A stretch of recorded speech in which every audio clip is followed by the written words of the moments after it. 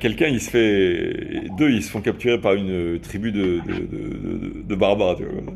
Alors, ils se font capturer, ils sont ligotés.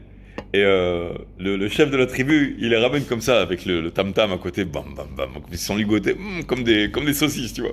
Alors, le chef, il est intelligent, il parle des langues. Il dit, vous voulez mourir par goulou goulou, non, vous voulez goulou goulou ou la mort. Il fait comme ça. Alors, il y en a, il réfléchit, il dit, bon, je préfère goulou goulou. Je sais pas ce que c'est goulou goulou. Il se regarde que c'est goulou, je sais pas. Alors, il ordre goulou goulou. Il le tape, il le tape, il le tape, il le tape, à mort, à mort. C'est-à-dire, comme ça. Alors, il dit, bon, le deuxième, il dit, écoute, ça, non, je veux pas passer une chose pareille. Il dit, qu'est-ce que tu veux, toi? Goulou goulou ou la mort? Alors, il dit qu'il préfère la mort. Alors, le chef, il dit, goulou goulou à mort. Comme ça. Ouais, il le tape jusqu'à la mort, comme ça. Donc, ça veut dire, le goulou goulou, c'est les deux punitions en même temps, tu vois. Donc, en fait, il a dit à son élève, bon, écoute, aujourd'hui, je vais partir. Alors, justement, aujourd'hui, tu comprends pas, ça veut dire, et il a prévenu pour qu'il n'y ait pas le problème, mais en plus, il a eu le problème, les deux. Donc, il a eu les deux épreuves, en fait. Alors, à la fin, quand il a comme ça, il a dit, écoute, il n'a pas perdu patience. Il a dit, mon fils, je vais pas à la mitzvah, je reste avec toi. T'inquiète pas, calme-toi. Je recommence du début. On va recommencer. Et une fois, et deux fois, et trois fois, du début jusqu'à 400 fois. C'est-à-dire, il lui a remis le budget à zéro, tu comprends? Comme si de rien ne s'est passé. À la fin, donc, on est arrivé à 800 fois. Une voix du ciel, elle est venue, elle lui a dit, Rabbi Preda, quelle patience tu as.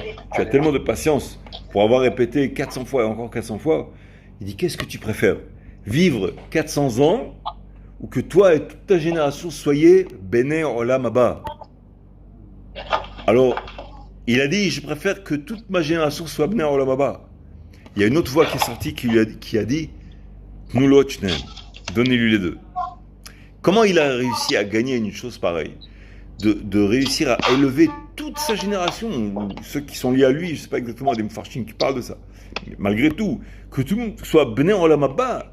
Comment il a fait ça? En restant bloqué avec un élève, 400 fois et encore 400 fois, encore 400 fois. Ça veut dire, s'il avait enseigné à des Géonim, des célébrités, des surdoués ou quoi, ça aurait moins satisfait Akash Baruch Hu que de rester bloqué avec le même élève pendant 400 fois et 400 fois.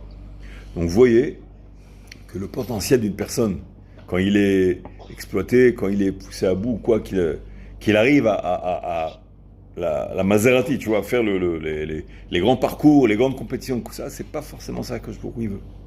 Parfois, que je beaucoup, la finalité de la personne où il va satisfaire, rendre heureux, plaire à que je beaucoup, c'est justement